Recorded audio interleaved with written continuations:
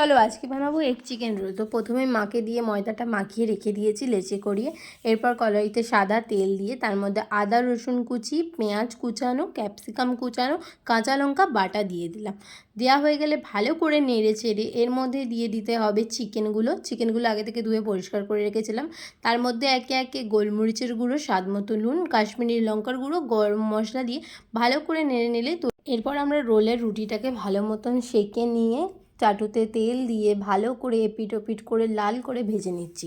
ভাজা হয়ে গেলে এই তেলের মধ্যে দিয়ে দেবো একটা ডিম ফেটিয়ে, নুন দিয়ে সামান্য ডিমটা ফাটিয়েছি। ফাটানো ডিমটা দিয়ে ভালো করে আমরা এই রোলটা বানিয়ে নেব। এগ রোল মতন ফার্স্টে করব। হয়ে গেলে এবার একে একে সমস্ত রোলের মধ্যে যে পুরটা আমরা বানিয়ে রেখেছিলাম ক্যাপসিকাম, পেঁয়াজ, চিকেন দিয়ে তার উপরে কাঁচা পেঁয়াজ, কাঁচা লঙ্কা, বিট নুন, চাট মশলা, চিলি সস আর লেবুর রস দিয়ে এবার আমি ফয়েল পেপারের মধ্যে একে একে ভালো মতন র্যাপ করে নেব। এই তৈরি হয়ে গেল আমাদের এগ চিকেন রোল। কেমন